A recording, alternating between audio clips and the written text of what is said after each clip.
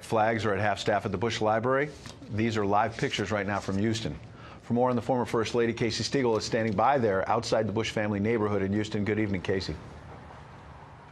Hey, good evening, and we have seen quite a bit of crowds showing up here, neighbors, people from the public that have been dropping by to leave flowers and show their signs of support once news broke this evening. They've been asking the press a lot of questions, but we frankly haven't seen any real activity in and out of that black iron gate back there, the entrance to the exclusive neighborhood where Mrs. Bush passed away inside of her home earlier. A spokesperson, as you all were just saying, for the president said that he did, in fact, hold her hand all day, and he was at her side when she, quote, left this good earth.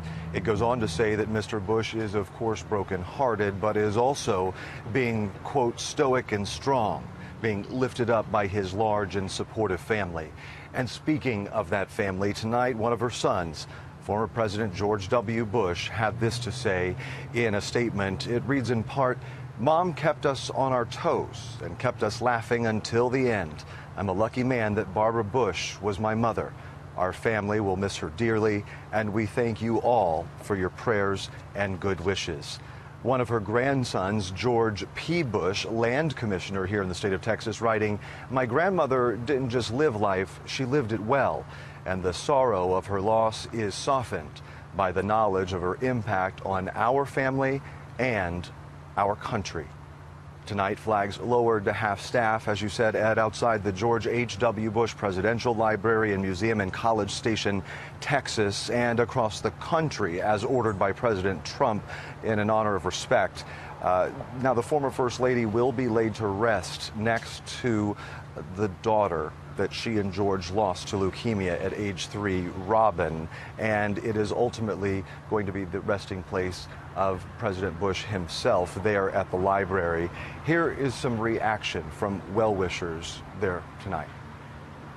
Her activism that just continued on way past her husband's presidency. Bushes are incredibly special to Texas A&M, super active, so it's a real loss for our school. I heard lots of great things about her and the whole Bush family, and so I'm praying for them and hope that they can get over this tough loss.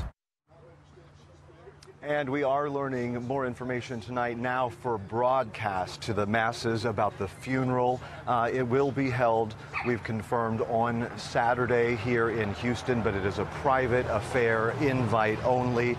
But the public, this is important, the public will have a chance to say goodbye and pay their respects here in Houston on Friday. Mrs. Bush will lay in repose from noon until midnight on Friday at the church that they attend here in Houston.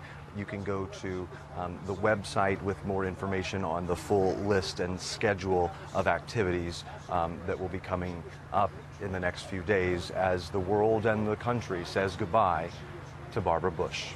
Ed? A lot of people want to be there. Casey, we appreciate you bringing us that fresh information tonight. Yes.